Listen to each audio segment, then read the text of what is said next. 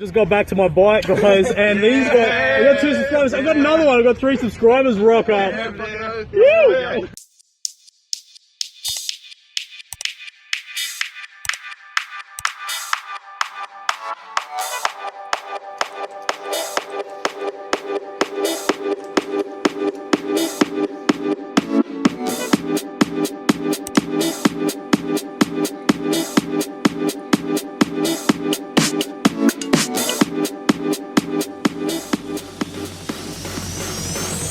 Make the ground shake.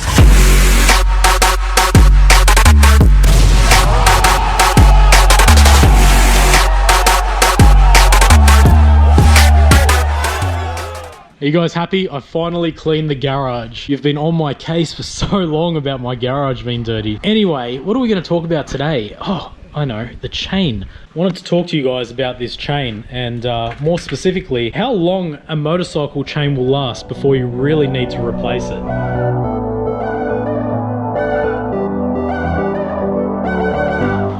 So here it is, guys, a 2009 Yamaha R1. This is a big bang engine or a cross plane crank. Right up the back there we've got Sarah, that's a 2004 Yamaha R1, and we've got Charlie over here who is a Honda CT 110, which is 105cc 4-speed automatic clutch. This bike is awesome. Custom paint, custom little spoke beads.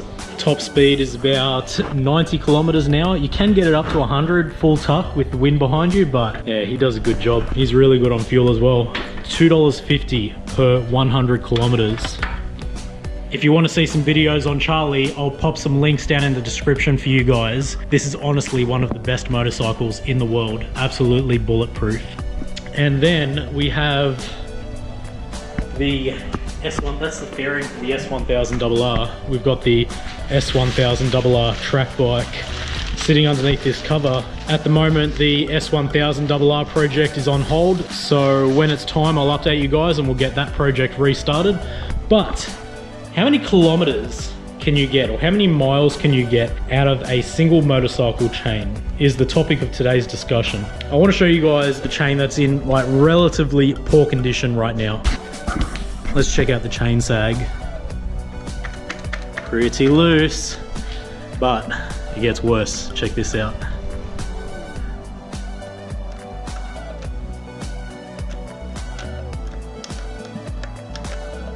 You know what I just realized? I didn't show you guys what a chain and sprocket look like when they're in a good condition. Let's go and check out Sarah. This is an old motorcycle. It's been sitting in my garage for 10 years now, but there's absolutely no movement in the chain and sprocket. And also, not only that, the chain tension, I would say that this is absolutely perfect. It's probably about 2 centimeters movement from top to bottom. Perfect chain tension. What does that say? Write it like it's stolen. Man, I remember making this years ago. Put a little skull on the front there. Whee. Yep. Definitely seen better days. This chain and sprocket is basically at the end of its life right now. Now I say basically because most people, textbook would say, yep, okay, this is done, it's time to go. You can see here, I'll show you guys. The chain has a bit of a tight spot, so it's loose now. Still loose, really loose. Oh, it's gotten tighter. And then loosens up again. Oh no, oh wow, it's really tight there. Then it starts to loosen up again. Right, so before we go forward, I just want to let you guys know that this drivetrain right here, chain and sprockets, have about 50,000 kilometers on them. And I want to show you what happens to the sprocket as it slowly deteriorates and as it slowly wears down.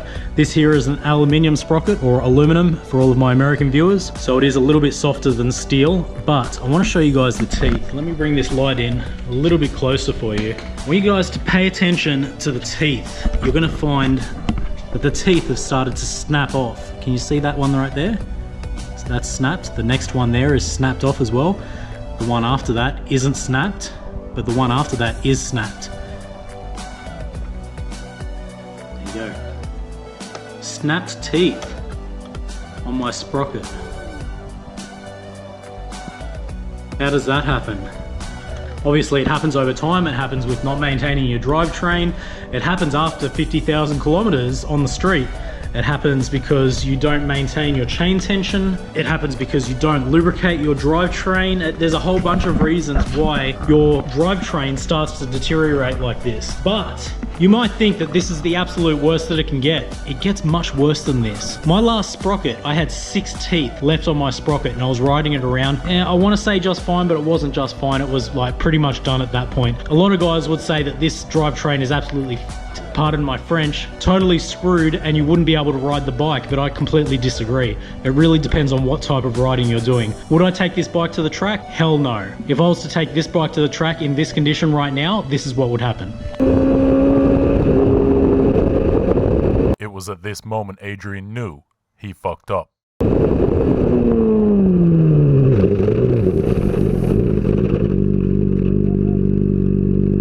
Oh man, that crash sucked.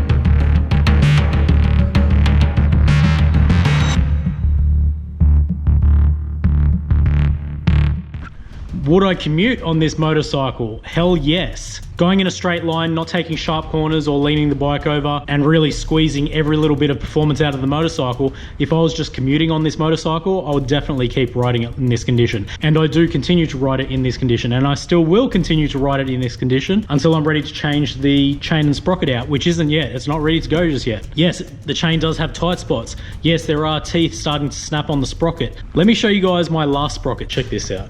This here is my previous sprocket that I swapped out on the motorcycle. As you can see, I'll show you guys this real quick. As you can see, all of the teeth have been snapped off this sprocket except for 6. Can you see them right there? 1, 2, 3, 4, 5, 6. 6 teeth. I rode this sprocket around just fine. Commuting, it was just fine. When I started to do clutch up wheelies, the chain would definitely slip. Now, I don't want to give anyone any bad advice. Do what you want to do, but this here is what I would definitely consider not suitable to ride. But I was still riding the motorcycle just fine, as long as I wasn't pushing it, as long as I wasn't asking for much performance out of the bike. If I was just riding it normally. This here is a steel sprocket. It's a super light sprocket, 47 teeth, and this sprocket served me well. This sprocket has probably about 50,000-60,000 kilometers on it. So again, that's like that's what I base my average lifespan for my drivetrain on. And as long as I maintain it and keep it in good order, it usually serves me quite well until it gets to this point where it starts to fail. I'll definitely consider this critical failure at this point. 6 teeth, will you have a look at that? Count them right there. 1, 2, 3, 4, 5, 6. That is it. Anyway guys, the message I'm trying to send right now is that in essence, manufacturer recommendations are just that. They are recommendations. You don't need to adhere to them to a T. The hoses on this motorcycle, the coolant hoses, I'm sure that there's a life cycle that there's a scheduled service life that you're supposed to replace them. My first hose blew on this bike at 80,000 kilometers. My second hose blew at 110,000 kilometers, and my third hose blew at 120,000 kilometers. Now mind you, I'll show you a clip of the first hose that was just sitting at the lights. Oh fuck.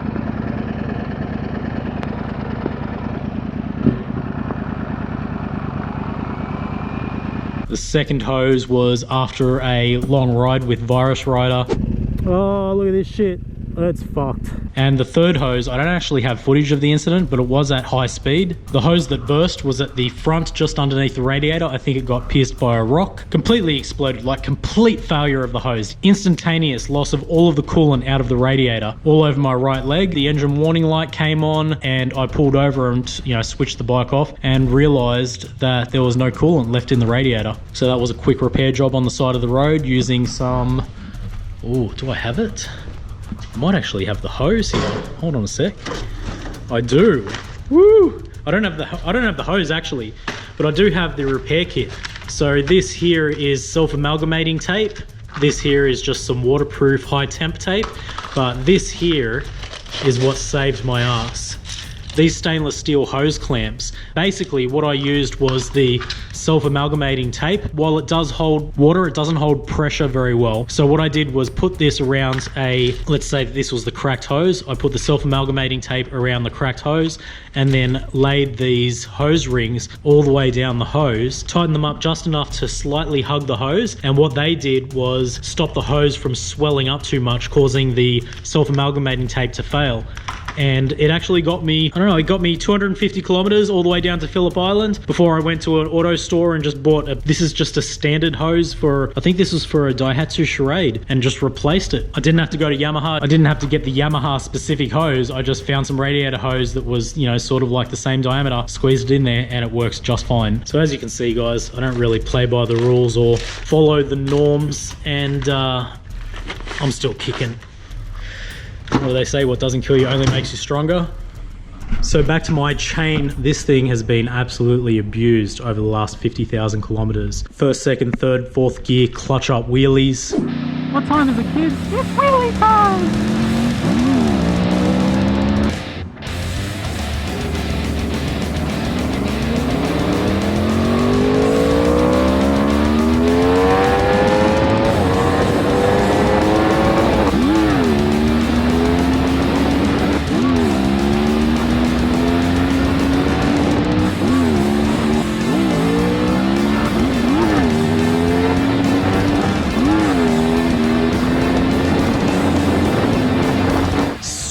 Super high speed.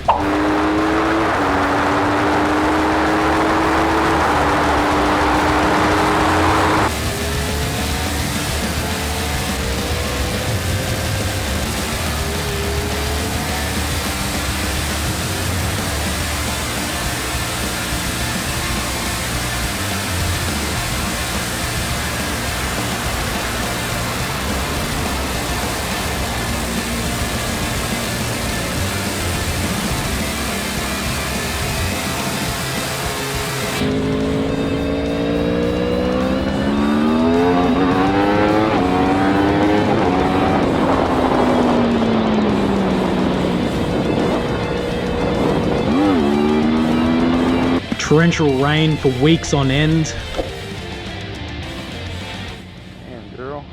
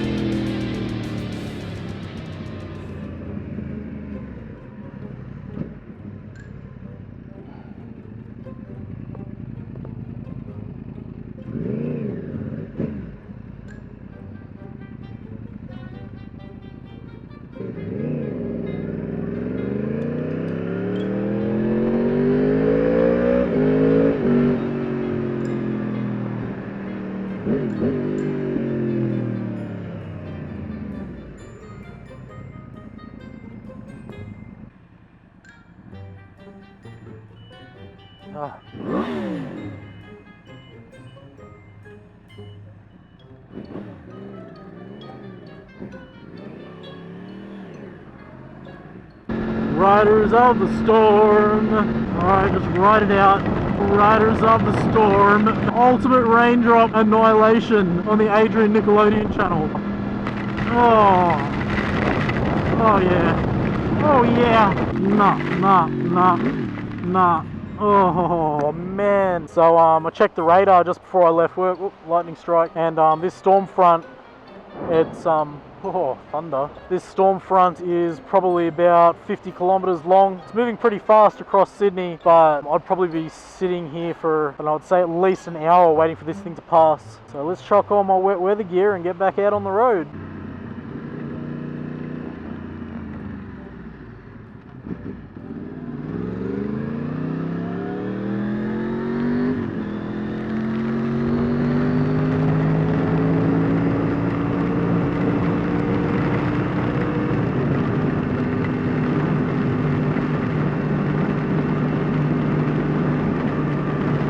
You son of a bitch. Ah, you fucking cunt. Seriously, I'm literally 2 minutes away from my fucking work and it starts hammering down fucking rain in the city.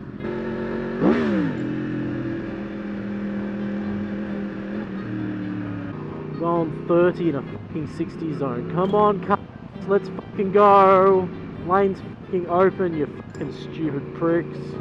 Faces come out of the rain when you're strange. Oh, look at that, rainbow. Where's the magical Leopolodon, Charlie? They took my spleen. Yeah, we're going to Candy Mountain. Oh man, this shit legit sucks. Skipped lubrication cycles. You name it, this chain has been through it and it's still kicking. Still kicking. We're still good to ride. The chain's not going to slip off the sprocket. There's chain guides at the front. There's another chain guide up the top here. As long as I maintain the tension on this chain, it's not going to slip off the sprocket. And as long as I don't give it too much gas, we're fine to ride this around, just puttering around. But if I was to do any spirited riding,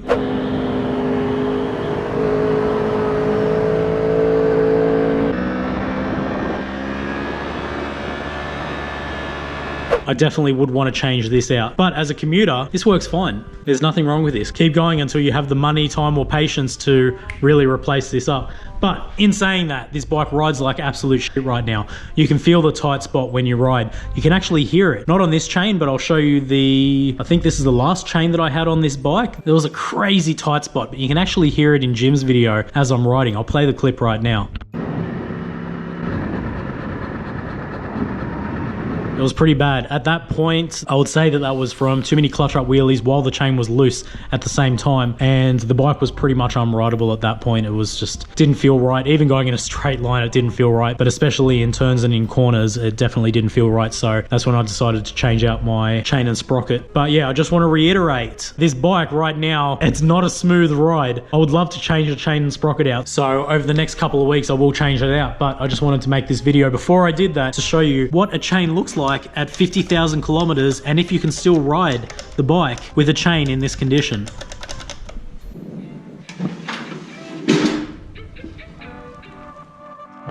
So anyway guys, that's enough from me. Just start to think logically about some of these things, man. There's no reason why you need to change parts on your motorcycle when they're 1/10 of their way through their lifespan. You know, there's a lot of scheduled servicing items that are preventative, but they add up. You know, when you're riding a bike 150,000 kilometers on a motorcycle and you've put it in for every single scheduled service and you're paying for all of these parts, I mean, it starts to add up. It really starts to cost a lot of money. Now, the warranty was up on this motorcycle a long time ago. I do all of my own servicing on the bike. It just makes sense not to spend money when I don't really need to spend the money. So there we have it, guys. I hope you guys got something out of it. I know that this isn't the best advice that I could give you guys out there, but as always, do what I say, not what I do. I'm obviously a few kangaroos short up in the top paddock if I'm going to ride a motorcycle with the chain in that condition, right?